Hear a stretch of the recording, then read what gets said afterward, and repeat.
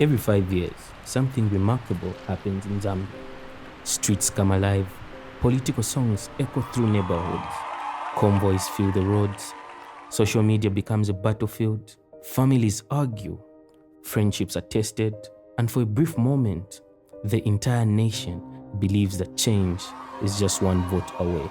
But then, the election ends, the campaign posters slowly disappear, the rallies become memories, the celebrations fade, and life goes back to normal. Or does it? Because after every election, many of the same conversations return. Young people are still searching for jobs. Businesses continue struggling with high operating costs. Load shedding remains part of daily life for many communities. The cost of living is still a concern. Corruption is still debated. And once again, hope begins shifting towards the next election. So here's the question. Why does it feel like Zambia keeps going in circles? Is it because every politician is incompetent? Is it because one political party has all the answers while another has none? Or could the problem be much bigger than that? Maybe. The biggest challenge facing Zambian politics isn't simply about who wins elections. Maybe it's about how we do politics. The conversations we reward, the leaders we celebrate, the questions we fail to ask, and the future we've stopped demanding. Because somewhere along the way, politics stopped becoming a competition of ideas and slowly became something else. This documentary isn't about telling you who to vote for. It isn't about defending one political party, and it certainly isn't about attacking another. It's about asking a question that every Zambian, regardless of political affiliation, should ask before stepping into a polling station. What should actually earn someone's vote? Because if we keep rewarding the same politics, we shouldn't be surprised if we keep getting the same results.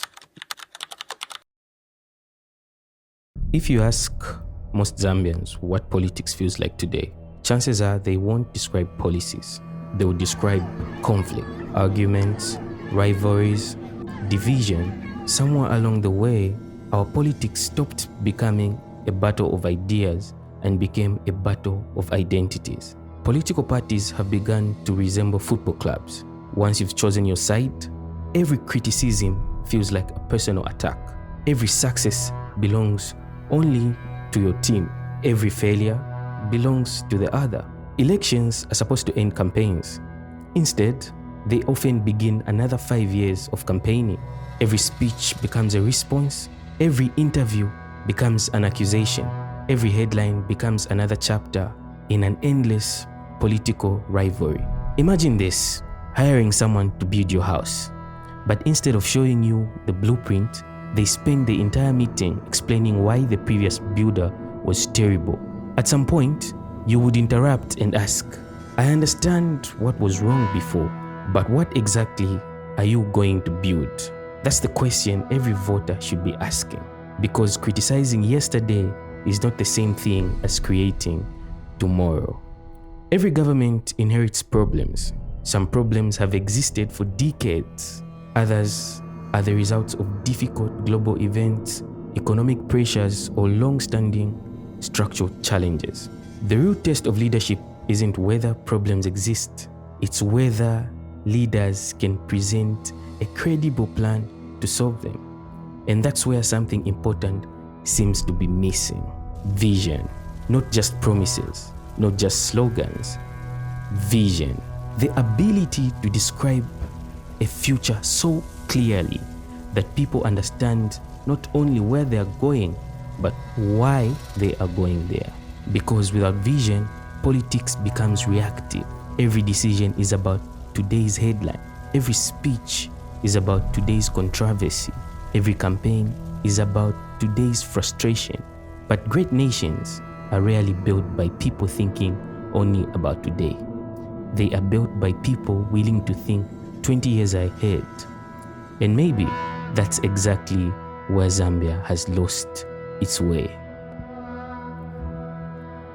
But perhaps the most dangerous part isn't that politics became personal. It's what happened next. Because once politics becomes entertainment, popularity slowly became more valuable than competence.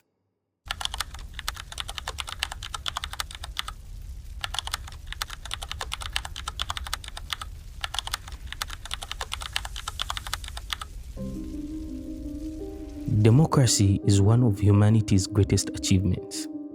It gives ordinary citizens extraordinary power, the power to decide who leads a nation. But democracy comes with one condition. The quality of a country's leadership often depends on the quality of the choices made by its citizens. Elections are not simply contests of popularity. At least, they shouldn't be. Yet somewhere along the way, politics began to borrow the rules of entertainment. Today, campaigns compete not only for votes, but for attention, the loudest speech, the funniest slogan, the biggest rally, the trendiest campaign song, the most viral clip. And while there's nothing wrong with enthusiasm, we have to ask ourselves an uncomfortable question. Are we evaluating these leaders, or are we consuming political entertainment? Think about it. Before buying a car, most people compare fuel economy, safety, reliability, and long-term cost. Before building a house, we ask to see the architect's plan. Before investing our money, we ask about the risks. Yet, when choosing the people who will influence the direction of an entire nation, do we ask enough questions? Or do we sometimes settle for charisma over competence, popularity over preparation, and confidence over capability? Now, imagine this: interviewing every presidential candidate with just one question. Not what is wrong with Zambia. We've heard that answer many times. Instead, ask, what will Zambia look like 20 years from now if your plan succeeds? Not 5 years, but 20. Describe the economy, describe education, describe healthcare, describe technology, describe energy and agriculture. Describe the Zambia our children are going to inherit. Because fixing today's problems is important, but building tomorrow's opportunities is what we will call leadership. And perhaps nowhere is the difference between promises and plans more obvious than during election season. Because every 5 years, the promises change very little, yet the problems somehow remain.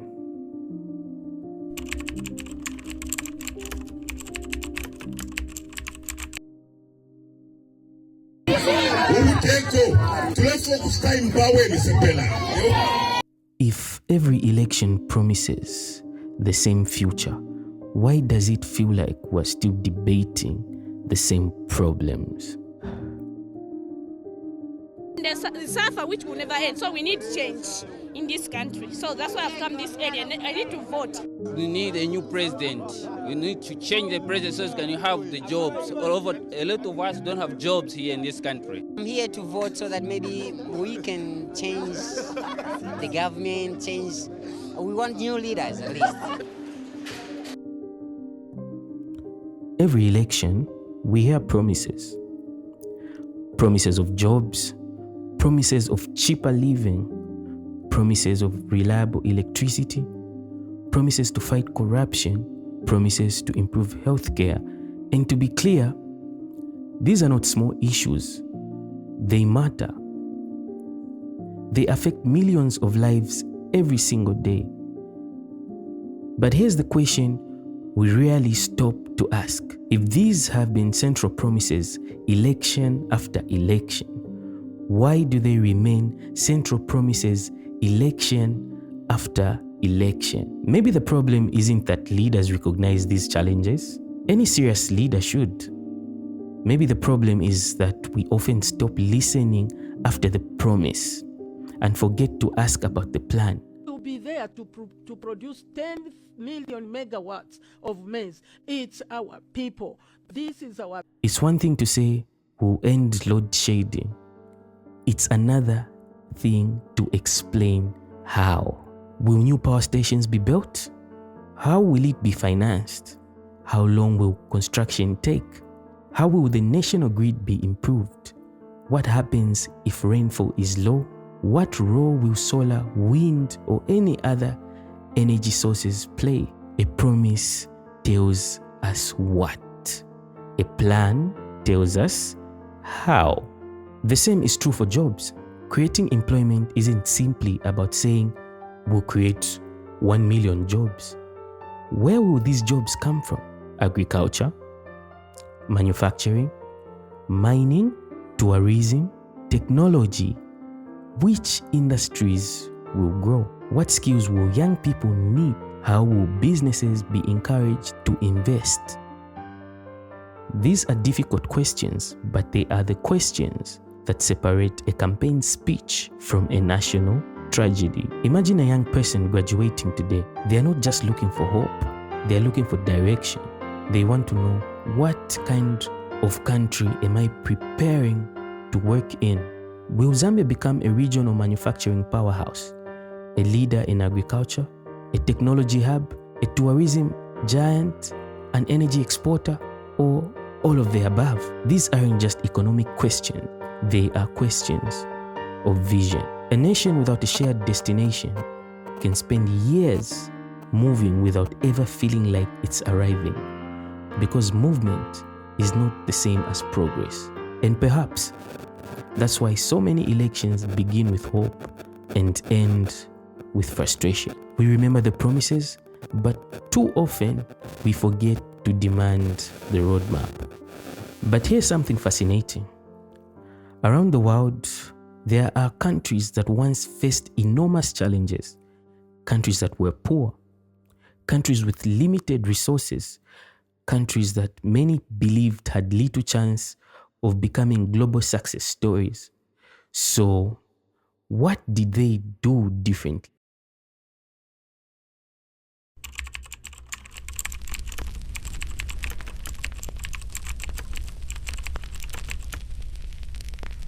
Every society has limited attention. What we choose to focus on shapes what grows, and what we ignore slowly disappears. In Zambia today, like many countries around the world, attention is one of the most powerful forces shaping public life, because attention decides what becomes important, and what becomes important eventually influences what gets discussed in politics. It's easy to blame politicians for everything, and yes, leadership matters, but politicians are also responding to incentives. They notice what gets attention, they notice what gets shared, they notice what gets reaction, and over time, politics begins to reflect the public conversation. If the loudest conversations in a society are about division, politics becomes divided. If the loudest conversations are about entertainment, politics becomes entertainment. You need to behave yourself. The Honorable Member from Kana. Madam Speaker, huyu mwana wa Ndoshinakulu huyu, he needs to behave. And if the loudest conversations are about politics begins to shift towards, this doesn't mean young people are the problem. It means young people are powerful. The question is not whether young people care about Zambia. They do. The question is, what is shaping how they engage with it? Are we building a culture where ideas matter more than insults? Where vision matters more than viral moments? Where long-term thinking matters more than short-term reactions? Because a country eventually reflects what its people reward most consistently. No nation develops by accident. It develops through choices. choices made by leaders and choices made by citizens. And if attention is one of the most valuable resources in the modern world, then perhaps the real question is not just what our leaders are doing, but what we are choosing to amplify. Because attention alone is not enough. Attention must eventually become action. And action is what shapes the future. So, in a matter of weeks, millions would decide the direction of Zambia. But perhaps the most important decision is not only who we vote for, but what standard we use to choose them. In a matter of weeks, millions of Zambians will walk into polling stations. They will make a decision that will shape the country for years to come. Some will vote based on loyalty, some will vote based on frustration, some will vote based on hope, and some will vote based on fear. But beyond all that, there is a question that sits underneath every ballot. What kind of leadership we are actually rewarding? Because every vote sends a message, not just about who leads, but about what kind of leadership is acceptable. If we reward personality over vision, we will get more personality-driven politics. If we reward criticism over planning, we will get more criticism and less planning. If we reward entertainment over substance, politics will slowly become entertainment. But if we begin to ask different questions, politics can begin to change. Questions like, what is your long-term vision for Zambia?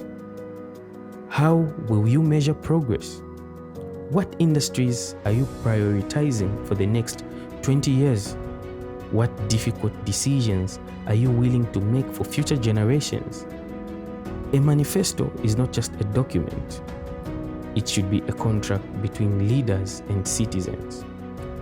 A roadmap that can be questioned, tested, and evaluated, because democracy does not end at the ballot box. It continues long after the votes are counted. Zambia is not short of potential. It is not short of resources. It is not short of talent. It is not short of young people. The question has never been whether Zambia can become great. The question has always been, what will it take for the potential to be fully realized? No country accidentally becomes what it becomes. It is shaped slowly by generations of decisions, by what people choose to demand, by what leaders choose to deliver, and by what societies refuse to accept.